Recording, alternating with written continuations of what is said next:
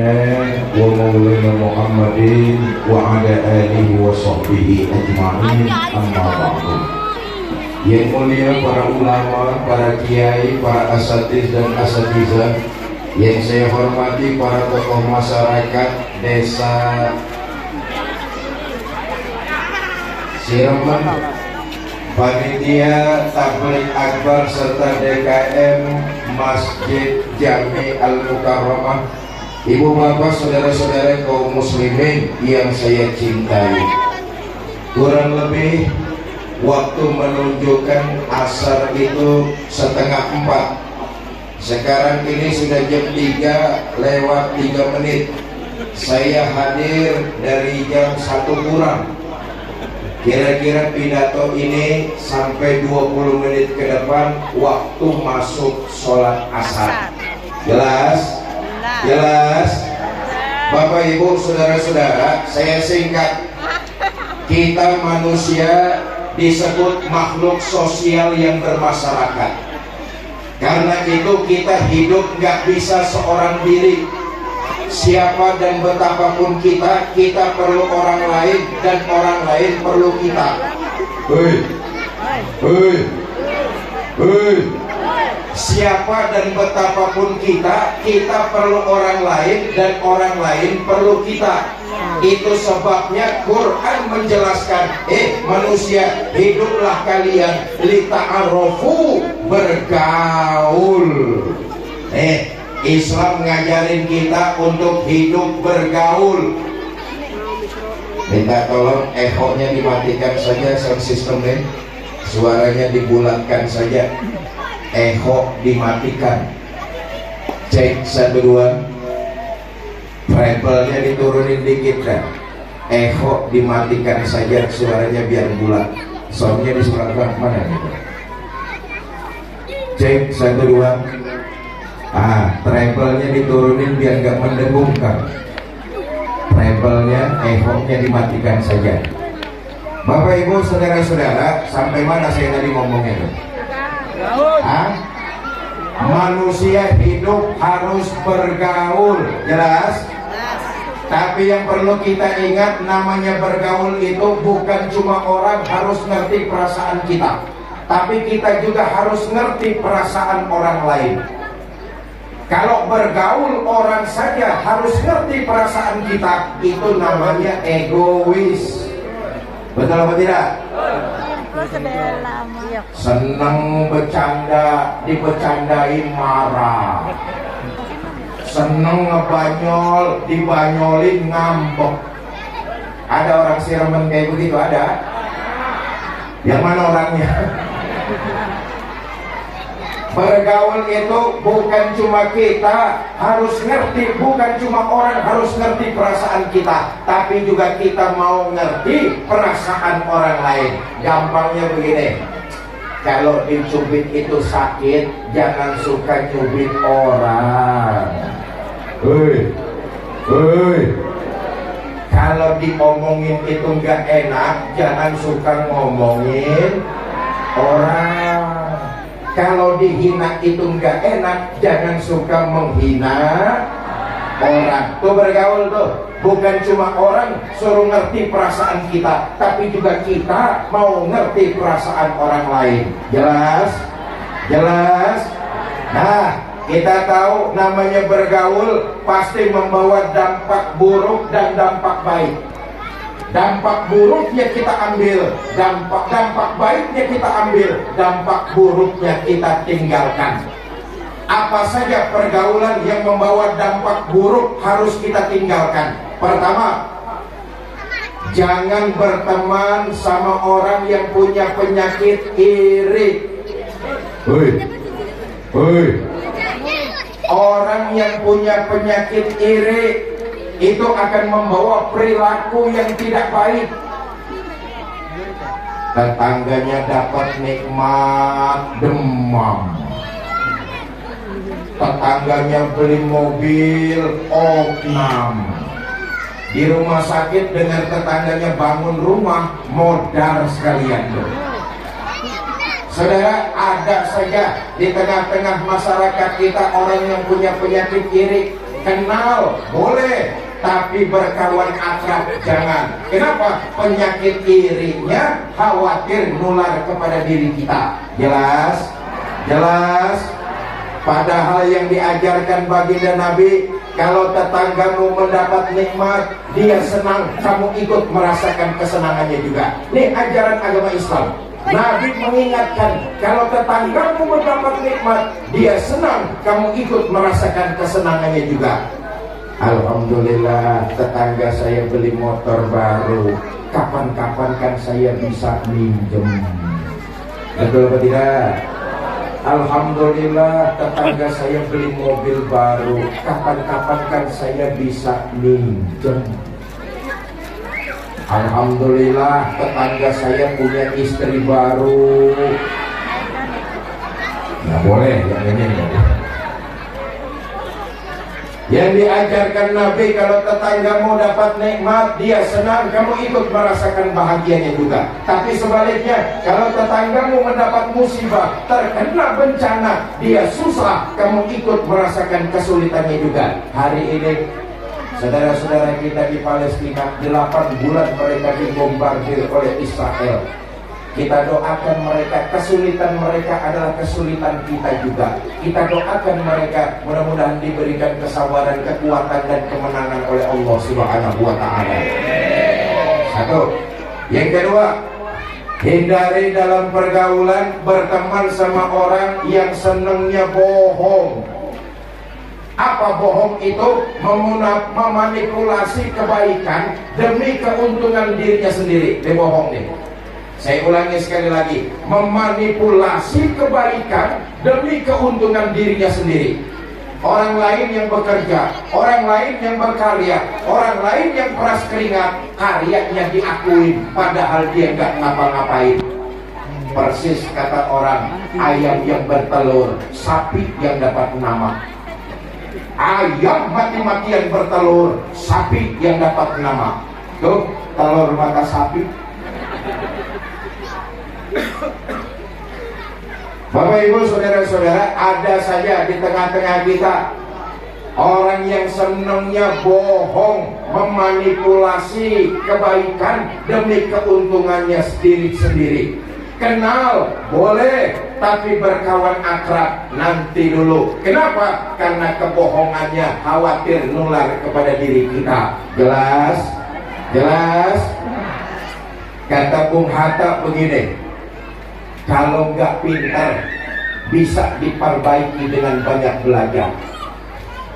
Kalau nggak berpengalaman bisa diperbaiki dengan banyak latihan.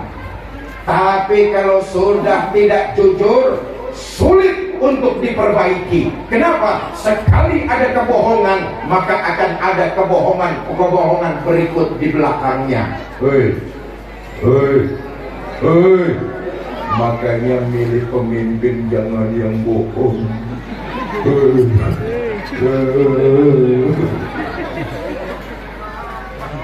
Oh, kita nih rakyat udah capek dibohong-bohongin, betul atau tidak? Demi rakyat, dari rakyat, untuk rakyat, padahal kerjaannya tukang ngabisin duit rakyat.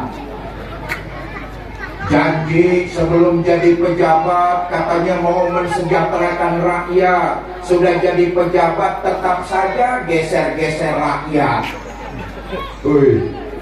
Pengangguran bertambah, nyari duit susah, harga-harga kebutuhan hidup melonjak tajam. Sekarang ini semua harga kebutuhan hidup melambung tinggi, betul atau tidak? Ibu dikasih uang 10.000 sama suaminya, suruh belanja, dapat apa? 10.000 beli apa? Semua harga-harga naik, benar? Beras naik, daging naik, minyak goreng naik, telur naik, susu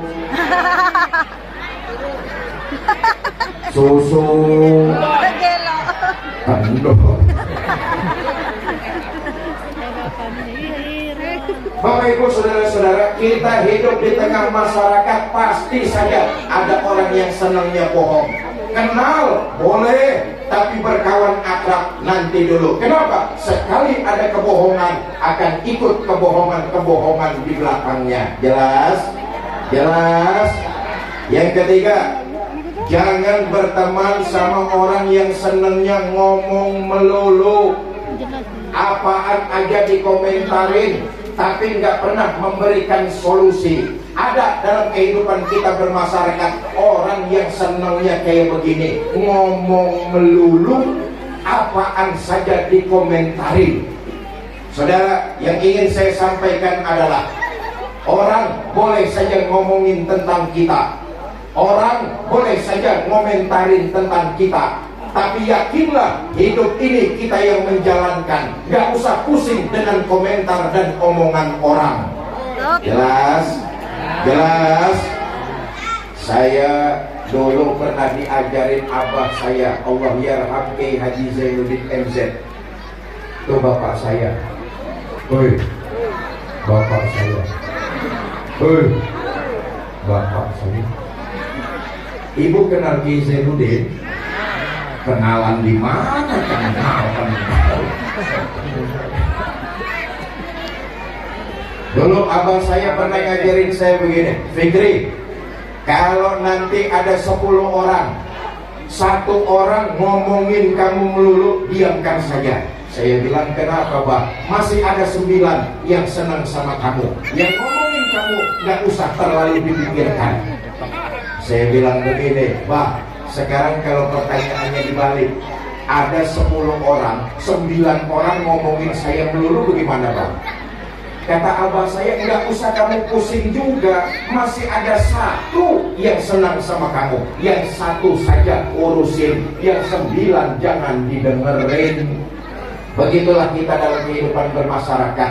Jangankan kita berjalan di atas nilai yang salah, kita benar saja masih banyak mulut orang yang ngomongin kita. Jelas? Jelas? Saudara, apa dipikir orang desa Seremen nih seneng kalau hari ini bikin pengajian? Belum tentu. Apa dipikir orang satu desa Seremen kalau hari ini bikin pengajian Muharram dipikir senang semua? Belum tentu. Ada yang setuju terang-terangan, bagus bikin pengajian Muharram, saya ikut nyumbang 50 juta umpama.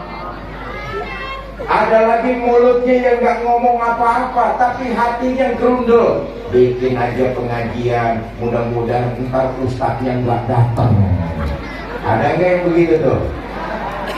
Jangankan kita berjalan pada nilai yang salah, kita berjalan pada nilai yang benar, kita gak akan lewat, gak akan lolos dari mulut usil orang lain. Prinsipnya, selama kita berjalan di atas nilai kebenaran, maju terus. Jelas? Jelas? Saya titip pesan, adik-adik saya para remaja, para pemuda desa Seremen ya, Siremen. Ini kampung apa namanya? Desa Siremen, Kampung Bayak. Saya titip pesan, adik-adik saya para remaja, para pemuda. Para pemuda, para pemuda, selama kalian berjalan di atas nilai kebenaran, jangan pernah dengerin omongan orang. Biarkan saja mereka ngomong apa. Yang penting kalian yakin berjalan di atas nilai kebenaran, maju terus, dan jangan pernah takut salah untuk berbuat dalam kebenaran. Jelas? Jelas? Andai kata kalian salah berbuat dalam kebenaran, itu masih lebih baik daripada kalian tidak pernah salah karena tidak pernah berbuat dalam nilai-nilai kebenaran. Saudara salah baca Al-Quran, itu masih lebih baik daripada saudara tidak pernah salah karena tidak pernah baca Al-Quran. Saya dong baca Quran gak pernah salah. Bacanya kapan? Nggak pernah. Edan. Selama kalian berjalan di atas nilai kebenaran, maju terus, gak usah terlalu pusing dengerin omongan orang. Dan jangan pernah takut salah berbuat dalam kebenaran. Andai kata kalian salah, itu masih lebih baik daripada kalian gak pernah salah karena gak pernah berbuat dalam kebenaran. Jelas? Jelas? Nah, poinnya berapa menit lagi nih asal? Lanjut. Poinnya yang ingin saya sampaikan, orang boleh saja ngomongin kita, orang boleh saja ngomentarin kita. Yang terpenting adalah lisan kita harus kita jaga, jangan ngebales omongan orang-orang tersebut. Jelas? Karena sesungguhnya pahala kita sedang ditambah, dosa kita sedang dikurangi. Pahala kita bertambah dari mana? Dari orang yang ngomongin kita. Dosa kita berkurang kemana? Ditimpakan kepada orang yang sedang ngomongin kita. Paham? Paham? Sore ini menyambut dan mengisi tahun baru Hijriah, saya berpesan, lebih baik daripada lisan kita ngomongin orang lain, mulai sore ini dan seterusnya, mari sama-sama kita dawamkan, basahkan lisan kita ini dengan kalimat istighfar. Astaghfirullah Rabbal baraya, Astaghfirullah, Astaghfirullah. Allahumma arhamna fa innaka khairur rahimin, Allahumma ansurna fa innaka khairun nasirin, Allahumma ighfir lana fa innaka khairul ghafirin, Allahumma iftah lana fa innaka khairul fatihin, Allahumma rzuqna fa innaka khairur raziqin bi rahmatika ya arhamar rahimin. Bapak Ibu saudara-saudara kaum muslimin yang saya cintai, karena itu jangan sampai pahala kita berkurang, dosa kita bertambah dengan ikut ngomongin orang. Kita dawamkan mengisi tahun baru Hijriah, salah satu dengan banyak membaca istighfar. Keutamaannya luar biasa. Allah akan mengabulkan hajat dan keinginan hamba-hambanya yang istiqomah mendawamkan kalimat istighfar. Saya singkat cerita, Bapak Ibu saudara-saudara, adalah ulama besar bernama Imam Ahmad bin Hambal. Satu hari Imam Ahmad bin Hambal hatinya ingin benar datang ke kota Baghdad. Padahal di Baghdad beliau nggak punya keluarga, nggak punya teman, nggak ada santri. Tapi karena hatinya ingin benar datang ke Baghdad, berangkatlah beliau ke Irak menuju kota Baghdad. Sampai di Baghdad hari menjelang petang, Imam Ahmad bin Hambal mampir di sebuah masjid. Nggak lama masuk waktu sholat maghrib, ikut beliau sholat maghrib berjamaah. Selesai sholat maghrib, beliau tadarus Quran. Masuk waktu sholat isya, ikut sholat isya berjamaah. Selesai sholat, Imam Ahmad bin Hambal zikir, wirid, doa. Beliau selesai doa, lepas jubahnya, ngelipet imamahnya, beliau jadikan bantal. Beliau ingin rebahan sebentar di dalam masjid. Maklum, dari pagi kampung halamannya beliau ke Baghdad, baru sampai di kota Baghdad sore. Sepanjang satu hari beliau menempuh perjalanan luar biasa. Pantas kalau beliau lelah, pengen istirahat, tidur-tiduran di masjid. Datang merbot. Merbot bahasa Bayak apa? Kaum. Datang kaum. Kata kaum, Pak, jangan tidur-tiduran di masjid. Imam Ahmad bin Hambal bilang, maaf mas, saya ini musafir, datang dari jauh, saya mau istirahat sebentar saja di masjid. Nggak boleh. Masjid tempatnya sholat isya sudah dikerjakan, jamaah sudah pada pulang, sebentar lagi lampu saya mau matiin, pintu saya mau kunci-kunciin. Bapak kalau mau tidur, keluar, jangan di dalam masjid. Ya Allah, ulama besar sekelas Imam Ahmad bin Hambal dimaki-maki kaum suwe. Keluar Imam Ahmad bin Hambal dari dalam masjid. Di pinggiran jalan beliau ceringukan, bingung. Di pojok masjid ada pedagang martabak manggil, "Pak, sini." Dihampiri oleh Imam Ahmad bin Hambal. Kata pedagang martabak, "Pak, kelihatannya Bapak bukan orang sini ya?" "Oh, Bapak ngapain datang ke sini?" "Nggak tahu. Hati saya dari kampung pengen bener datang ke sini, tapi sampai sini saya nggak punya tujuan." Ibaklah pedagang martabak. Kata pedagang martabak, "Ya sudah, kalau Bapak nggak punya tujuan, mendingan nginap saja di rumah saya." Seneng Imam Ahmad bin Hambal. Bu, Ibu kalau ke satu tempat nggak ada siapa-siapa, ada orang yang ngebantu, senang apa enggak? Senang. Imam Ahmad bin Hambal senang ditawarin nginep di rumahnya. Kata pedagang martabak, "Senangnya nanti dulu Pak, mendingan sekarang nemenin saya jualan martabak." Saudara bisa bayangkan, ulama besar sekelas Imam Ahmad bin Hambal dimaki-maki kaum nemenin orang jualan kue. Sepanjang nemenin pedagang tersebut, Imam Ahmad bin Hambal kagum. Tidak ada satu kalimat sia-sia yang keluar dari lisannya kecuali untayan kalimat istighfar. Nginaplah Imam Ahmad bin Hambal 3 hari 3 malam lamanya. Selesai nginep, beliau pamit mau pulang. "Mas, saya pamit mau pulang. Terima kasih banyak udah dikasih nginep 3 hari. Tapi selama 3 hari saya nemenin, saya lihat ibadah Mas biasa saja. Sholat ya rawatib doang. Ngaji ya cuma seainan aja. Tapi selama 3 hari saya nemenin sampean, nggak pernah ada kalimat keluar yang sia-sia kecuali untayan kalimat istighfar." "Mas," kata Imam Ahmad bin Hambal, "emang udah lama ngamalin istighfar?" Pedagang tersebut berkata, "Ya belum lama sih, baru juga 20 tahun. Penasaran Imam Ahmad bin Hambal, "Selama 20 tahun kamu ngamalin istighfar, apa hajat dan kebutuhan kamu dikabul oleh Allah?"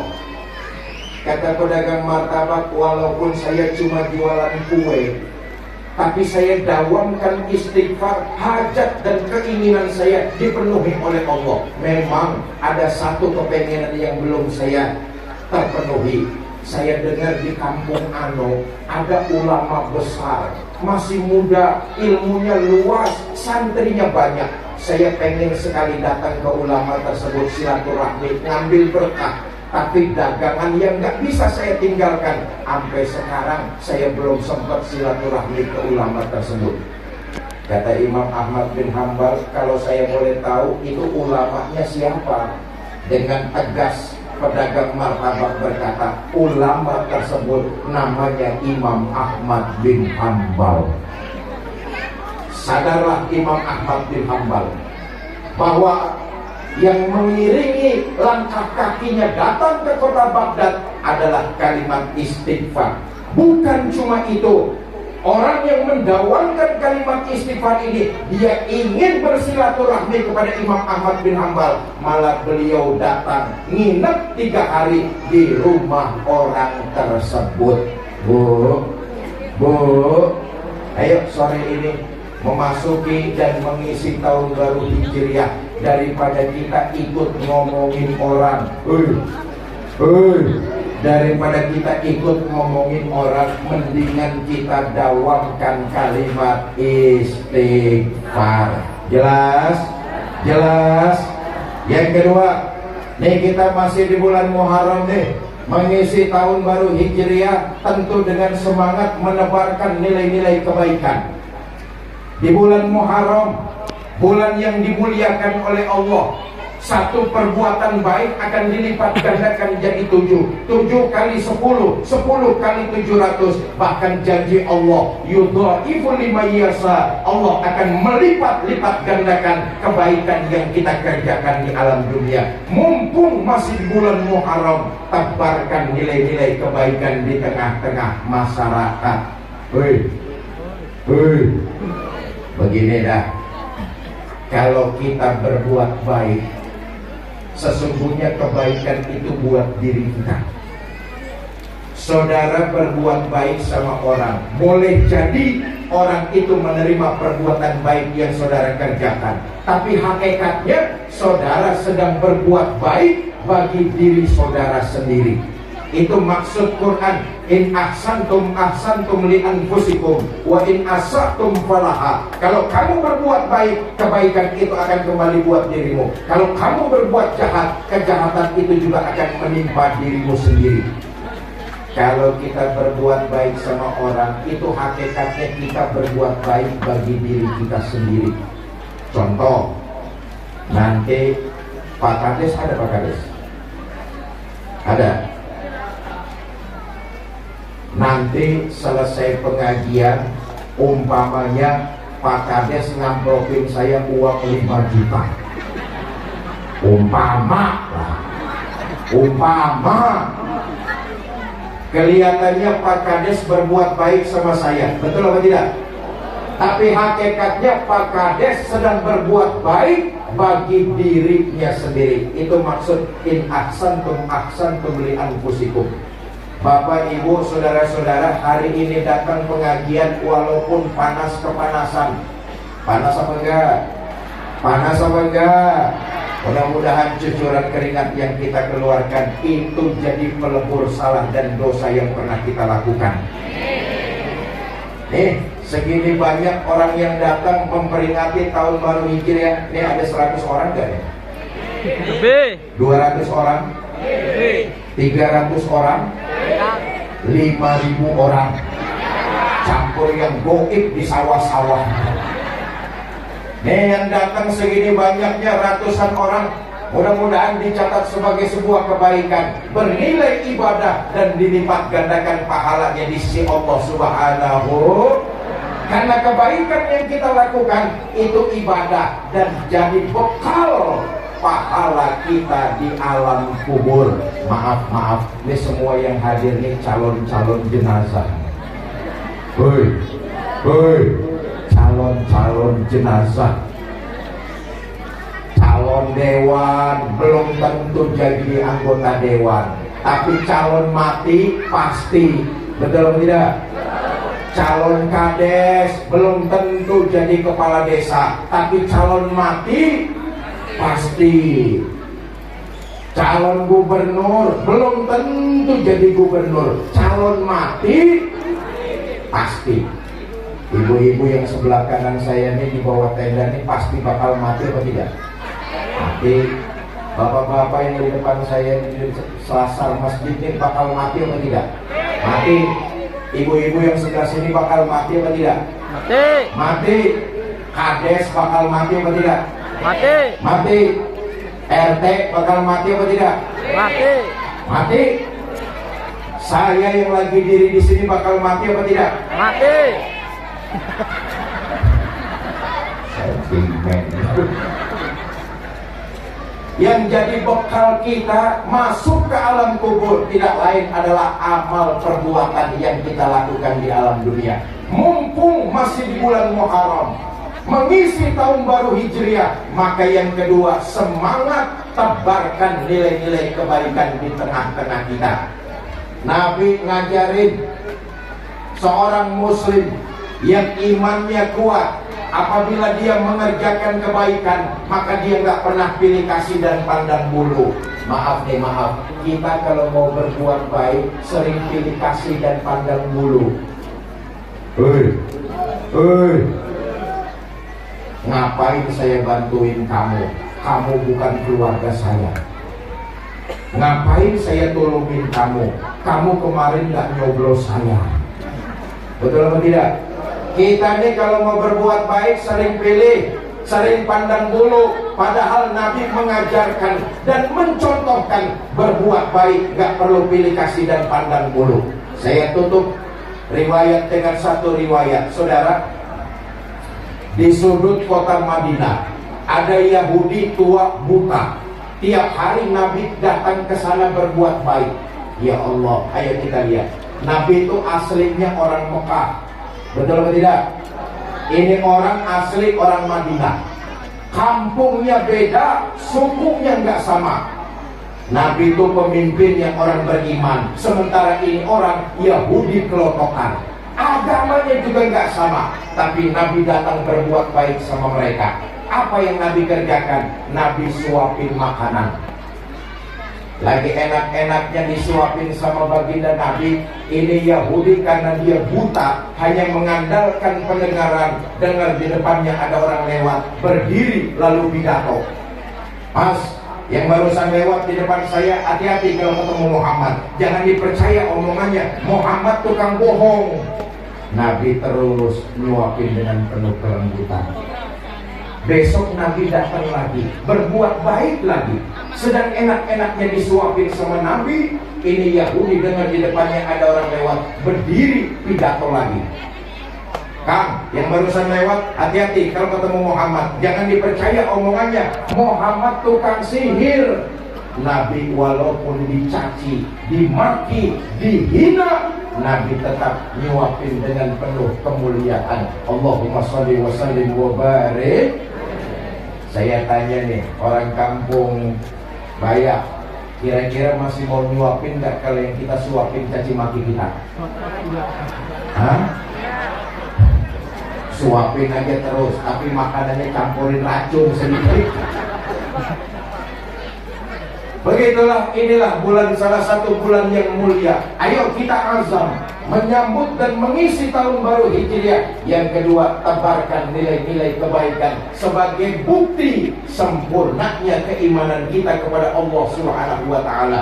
Orang yang ngaku beriman, maka dia dalam kehidupan bermasyarakat, dia tebarkan nilai-nilai kebaikan menjadi manusia yang paling bermanfaat. Ini saja yang dapat saya sampaikan, mudah-mudahan ada manfaat, lebih kurang saya mohon maaf.